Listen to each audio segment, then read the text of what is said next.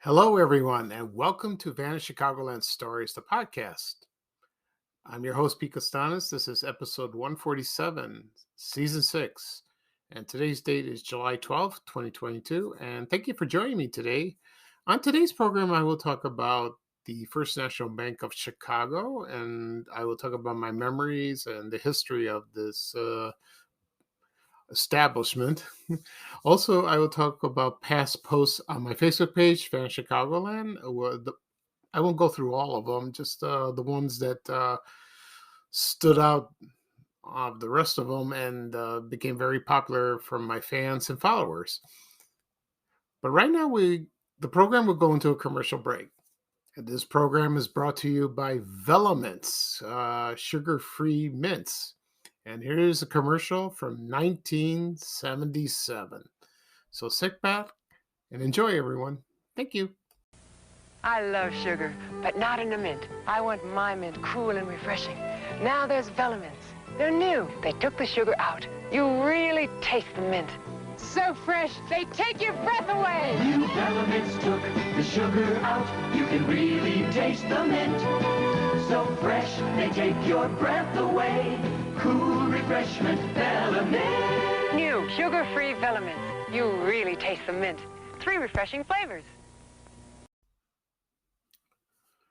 Okay, everyone, I am back. I hope you enjoyed that commercial for Velaments.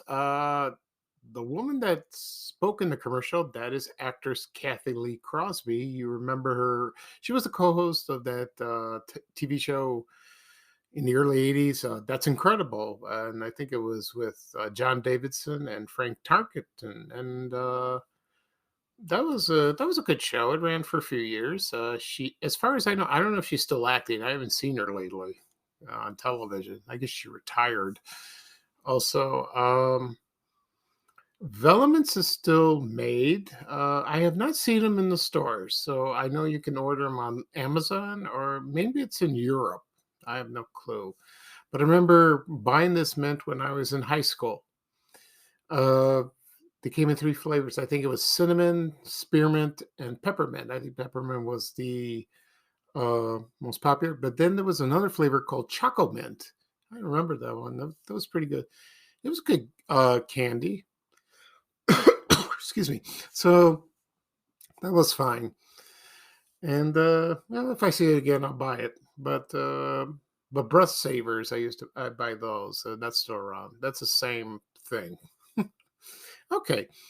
At the beginning of the program, I said I was going to talk about the First National Bank of Chicago and some past posts on my Facebook page on Chicagoland, just for the past couple of weeks. I'm sorry I mentioned that in the beginning. Before I begin, I want to mention 2 things. First off, I had an appointment in the hospital to do an ultrasound on my legs because they've been swollen a little bit. A lot of people feared that I had a blood clot or something, but I'm doing fine. So I should get the results today or tomorrow, but it's due to medication I've been taking for the past year, over a year, that is. It's the Orgovis that prevents the PSA to rise because of my prostate cancer. But I'm doing fine. I'm still cancer-free, and we'll see what the doctor will say. That is my urologist. So hopefully they'll contact me and take care of this problem. I hope like I said, I hope it's not serious. Second of all, today is the 43rd anniversary of Disco Demolition that happened at Comiskey Park in Chicago. I posted a photo just now on my social media. There's a picture of me in Athens, Greece, visiting the Parthenon. I did not attend the Disco Demolition. I had no idea what was going on. You know, I was in high school, sophomore year. So my mother, me, and my brothers, we went on a vacation to Greece. My father didn't come. He stayed behind because he had to work. And we visited relatives, and we did visit the Acropolis, which was fun. And so when a friend of my brother's wrote a letter to him and says, this is what happened. And I didn't pay attention to it. But when we came back in late August, they told us all about it. And I knew a lot of kids from my class at Bogan High School attended it. And they had a ball. It was a mess. Someday I might talk about that. Someday I will talk about disco demolition, but not today. So we'll see. All right. Now let's get started. First off, I will talk about the First National Bank of Chicago. It was also called First Chicago Bank. So here we go. So the bank was founded. It traced back to its roots in 1863, and the founder's name was Edmund Aiken, and he was a banker, and his partners invested $100,000 to take advantage of the National Banking Act of 1863. So that's where it first started. And so it was called the First National Bank of Chicago, or the first. And then it merged with other banks, like one for the Union National Bank in 1900. And there were some investors, most notably Marshall Field. And it was one of the first banks that survived the Depression, in the early 30s, 1930s, that is. And it moved, where the bank is now. It wasn't originally located there. It was, I think, like 38 South Dearborn. It was like a block away. So, let's see. So the headquarters that we do know now. Of course, it's not called First National Bank now. It's called Chase Tower. It was the tower. And that's located at 10 South Dearborn Street. It's a 60-story skyscraper. And they started building that around 65, 66, where that was the location of the Morrison Hotel. I'll talk about that hotel someday.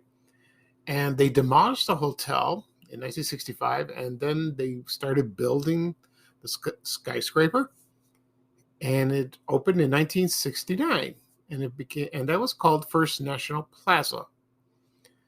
And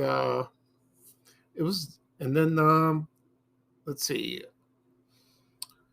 First National Bank, and then it went through a lot of transitions and all that, and then in 1995, it merged with the Bank of Detroit, the National Bank of Detroit. And it was named First Chicago NBD from 1995 to 1998. And then Chase Bank, then it was bought by someone, by Chase Manhattan Bank, based in New York. And that was bought in 1998. And then First Chicago Bank, or First National Bank of Chicago, turned into Bank One. And that started in 1998. And that lasted until 2004. And then they got rid of that. And now it's Chase. So that's part of the story. My parents had an account at First National Bank of Chicago. They had other accounts in Chicago, like, for example, Tallman. Remember Tallman Bank? Then LaSalle Tallman. And now it's Bank of America. We've had that for a long time. Which I have an account there.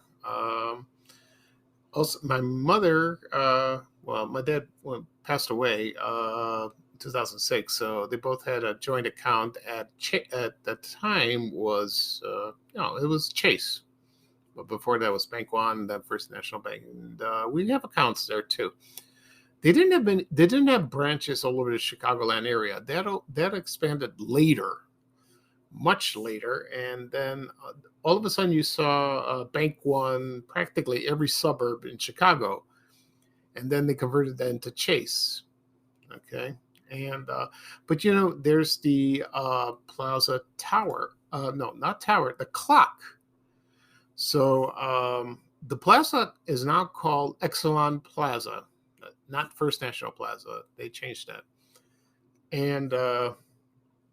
So yeah, the clock is still there. If you visit to the Loop, excuse me, you go see the tower, and thank God they didn't get rid of it. So it's that is what is remaining left of First National Bank of Chicago. Okay, and then so that's a shame. It's that logo with the number one. all the curly stuff surrounding like that. Okay, so I'm going to play a commercial for First Chicago Bank, and this is from 1987. A lot of people probably remember this jingle, so I'm going to play it right now. Okay, so sit back and enjoy. Thank you. A melting pot of old and new, a place to let your dreams come true. Chicago, pork bellies, Polish delis, small fries and autumn skies. Yeah, yeah, yeah. Chicago, we're putting you first. We're building side by side. We put you first, Chicago. We're the first Chicago's bank. Okay, everyone, I am back. I hope you enjoyed the commercial for Chicago Bank. I remember this commercial very fondly during the 80s, like that.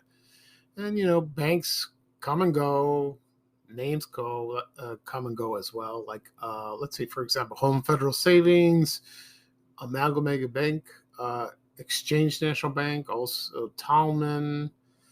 Let's see what else. Oh, Continental Bank. That's an interesting bank. I will talk about that soon because I had a very interesting history of that bank. Some people miss it, All right. Right now, I'm going to talk about the past posts on my Facebook page, Fan Chicagoland. I will do just for the past couple of weeks. So I'll go very quickly, and this should be a lot of fun. Okay. First one, I posted this on a cover photo on my page. It was the Baja Beach Club. And that was located 219 West Erie Street and 401 East Illinois. And that was a very popular place in the 80s. And I went once there, the one in Illinois, the one that was located on Illinois Street. That was remember the movie Cocktail with Tom Cruise? It's the silliest movie I ever saw, but it's hilarious. That's almost like fantasy when he's a bartender and they're all flipping the bottles. So I went once. I don't really remember much of it, but that was a big hangout. It was the end thing, and it was fun. It really was. Okay, next up, I posted a photo of the Martinique restaurant that was located 2500 West 95th Street in Evergreen Park. Most famous, that was next door to the Drury Theater. This place is still missed to this day. People wish it would come back. I attended a wedding there in 1989. My next door neighbor got married, and it was beautiful because his mother worked there. And my brother and I attended, and it was a lot of fun. Excuse me. Okay. So maybe I'll do a story about that. That should be fun. Okay. Next, I found a photo of a Tip Top bread truck. Remember Tip Top? That was like Mr. Big bread, and they also made Lucky Cakes. A lot of people remember that, and that was good bread, But mostly it was from New York, but it was distributed in Chicago. So that's still made in Australia, I believe, but it's different. Okay. Next up. Let's see what we got. Oh, yeah. I posted an ad for Dispensa's Kitty Kingdom amusement park. It was dated July 16, 1978. That was located in Oak Brook Terrace. Some people say Elmhurst, but I don't know. That's kind of disputed. It was next door to Dispensa's Castle Toys. A lot of people remember that. They remember the commercials on WGN TV Channel 9. I never went there. I wish I did. And you remember the jingle. So if you go on YouTube and type in Kitty Kingdom, Dispensa's Kitty Kingdom, you'll find it. It's one of those jingles you can't get out of your head. Next up, I found a meat thermometer from the bakery restaurant. And that was located at 2218 North Lincoln Avenue in Chicago. And that was owned by Chef Louis Smari. I can't pronounce his name. He's a very famous chef. And his famous recipe was beef Wellington. I never went to this restaurant, but I think it closed maybe before he died, or I think so. But a lot of people look forward going there. It was hard to get reservations. Even people visiting to Chicago, that was the first place they wanted to go to have a wonderful meal. He was a marvelous chef and a very colorful guy. And that's he's still missed to this day. He really is. Excuse me. Okay. Next up, I found a menu from Stan Mikita's Village Inn restaurant. As you know, he played for the Chicago Blackhawks. He was a wonderful player. That was located in the Oak Brook Center shopping mall in Oak Brook, Illinois. He opened that like in the late 60s. And I heard it was very good. I never went there. So that's an interesting find. A lot of athletes have, even during their playing seasons, or when even after they retired, they opened other businesses, mostly restaurants, like Walter Payton did, Michael Jordan. Mm-hmm. Next up, I found an old box from Dutch Mill Candies. Yeah, that goes back way back. And that their main kitchen was located at 2222 West Diversity Parkway in Chicago on the north side. I remember these candies when I was little. They said it was very good, but it went out of business about late 70s, early 80s, like Fannie Mae. Fannie Mae is still around. So I heard they were wonderful around the holiday season, Okay. Next up, I found a bar menu from Trader Vic's bar that was located at the Palmer House Hotel. And when I saw this menu, they had some interesting cocktails. But this is from the 50s. They had some weird drinks back then, and maybe some are still made, but some are like, I don't know, all these weird concoctions. I went to bartending school one time, and I learned the basic cocktails. But they gave me a handbook, and I looked at all the recipes, and it's kind of cool. It's kind of fun, practicing like that. Okay. Next up, I found a receipt from Crocs and Bertano's bookstore, the famous bookstore in Chicago that was located on 29 South Wabash Avenue in Chicago. The funny thing is, when I posted this, all the people were looking at this as sales tax. I know people complain. I know. I understand. You have my sympathy. And but this is from way back, long time ago. But it's a cool find, and there are not many items from that bookstore. I still miss it to this day. I used to go there all the time in the 80s on my lunch hour. Next up, I found a photo of Marshall Field's department store in Old Orchard Shopping Center in Skokie. And this was in the 70s, and that looked real cool. I loved that. And when I posted it, it's like, woof. It's Macy's now. So, but it was, they said it was a beautiful store. It opened 1956, I think, at Old Orchard. That's a shame. Okay, next up, I found another receipt. This was a guest receipt from the Magic Pan restaurant. Oh, they made those wonderful crepes. I've never eaten there. Never. But people still miss this to this day. They miss this restaurant. It was wonderful. They had wonderful recipes. Last I heard, there was probably one in San Francisco, which originally came from there. But I could be wrong. I don't think it's the same. No. But I wish it came back. I wish it would come back. That'd be cool. Next up, I found a shopping bag from Cub Foods. Now, Cub Foods is still in business in Minneapolis. There's a few locations. I also heard there's one store in Freeport, Illinois, way up north. There is one there. But there were a lot of them in Chicago. I remember the one near where I used to live in Burbank, Illinois. I think now it's a Best Buy. And also in Bridgeview, where it's a Walmart now, I believe. So my mother shopped there all the time, and I remember they had everything in bulk, and it was in barrels, and it was a good store. I liked that store very much. I really did. It's a shame it left the Chicago area. Okay.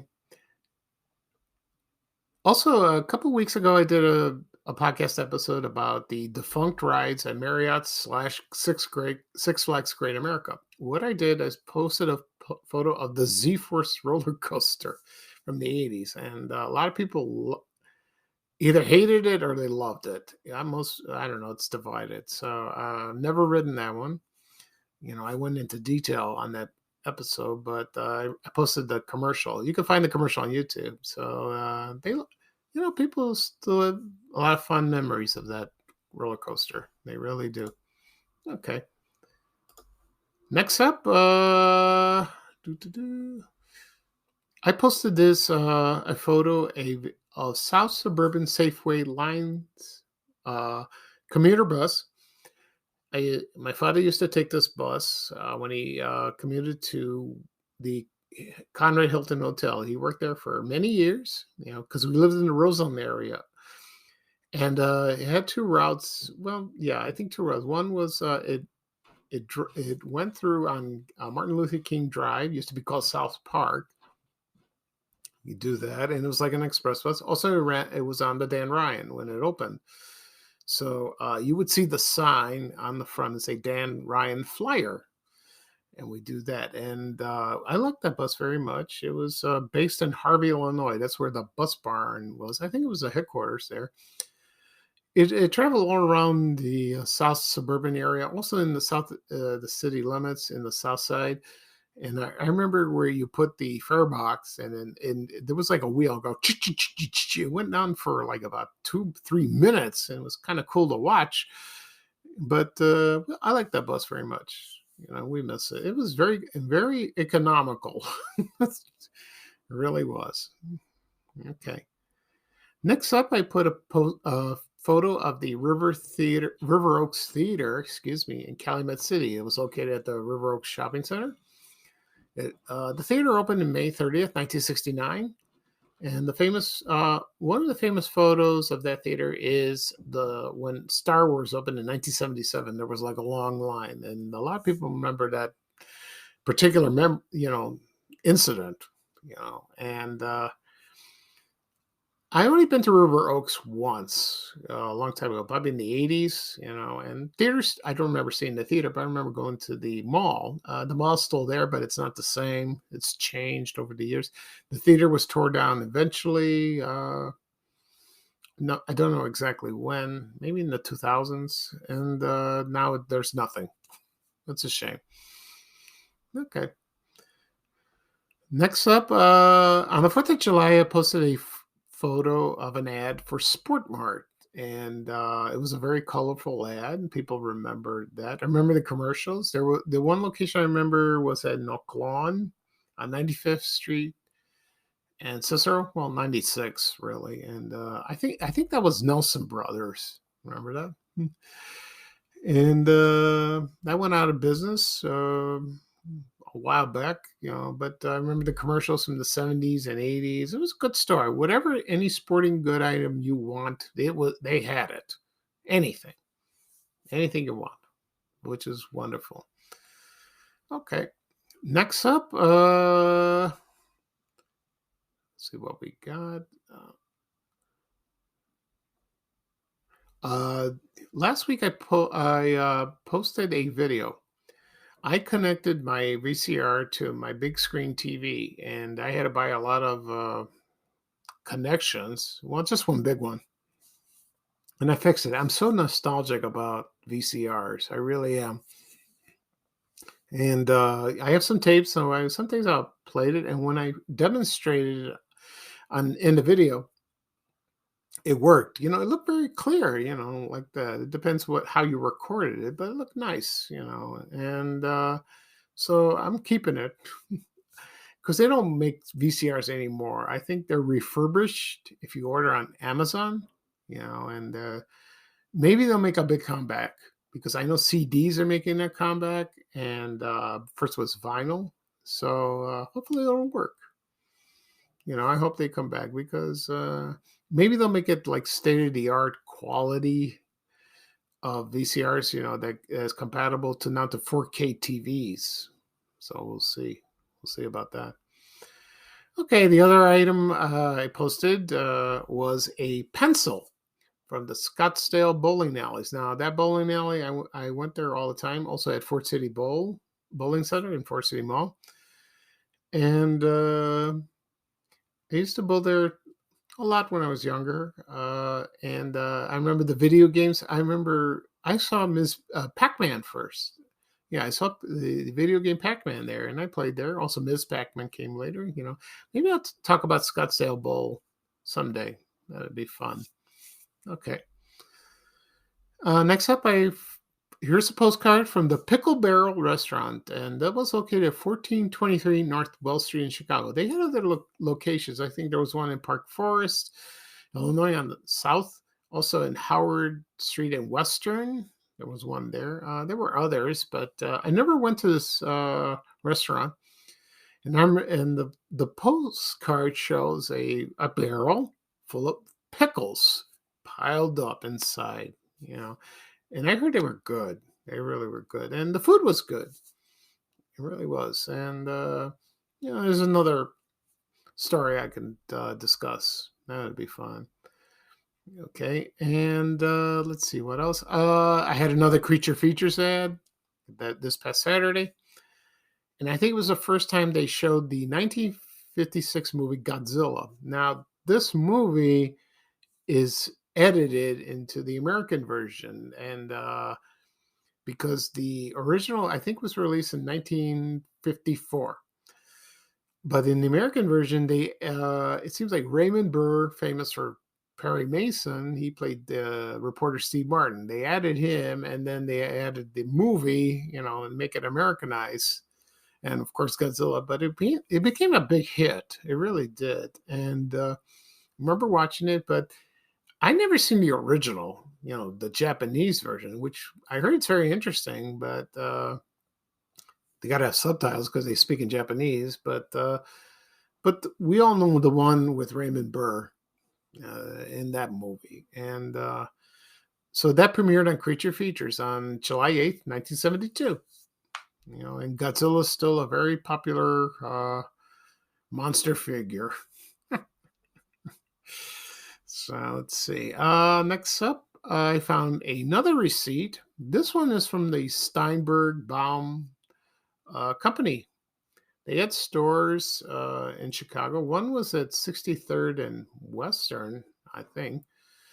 And there was one in Niles and Joliet and Harvey. And I'm trying to think where else. And when I was little, I remember the catalog. I remember seeing that. According to news reports, the founders embezzled money from the company. I don't know the whole story. Maybe I'll do a story about that. And they fled the country. Some said South Africa, Rhodesia. They just took off and gone. And that went out of business. So that was a scandalous event that happened to this company, and it seemed like it was a good company. Their toy catalogs were very popular. There's a few I have on file, and I post their Christmas ones, that is, so they're very nice. Okay, next up, let's see. I posted a photo of the Spiaggia, I can't pronounce it, a restaurant. And that was located at 980 North Michigan Avenue on the second floor. They had the Cafe Spiaggia, but then they had the restaurant. And I heard it was a very popular place. I never went there. And you had a beautiful view of Michigan Avenue and probably the lakefront, maybe the lakefront. I'm not sure. They said the food was wonderful, expensive, pricey. And it closed about last year, which is a shame, and who knows, maybe I'll come back. But I heard it was wonderful. So we need more places like that in the city. That's what makes Chicago wonderful. Good food. Okay. Next up, I found a very rare thing. It was a red and white blue yardstick from Polk Brothers appliance store. Oh, we all miss a store, And yardsticks, I don't know if they still make them. No, I still have one. But this was, it was like bent, and like carpenters use, so it was beautiful. And this probably came out around, well, the yardstick probably around the bicentennial era from 1976. That was, but we still miss that store. Remember the Santas, the snowman? I have a few items here in my house that we bought from there. So that's nice. Okay. Let's see what else. I guess that's it. Okay. That is all for the posts that I posted on my Fan of Chicagoland Facebook page. And it was exhausting. Okay. So that'll be all for today. So I'll do a recap what I've discussed on this program. I talked about the First National Bank of Chicago, which is First Chicago Bank. Also, I talk about the past posts of the past couple of weeks on my Fan of Chicagoland Facebook page. Once this is published, you can find them on any podcast available: Apple Podcasts, Google Podcasts, Stitcher, Spotify. Also, Amazon Music. Also, I have a YouTube channel called Van Chicagoland Stories. You could care to listen if you'd like. And it'll be ready about this morning. I mean, later on today, that is. Excuse me.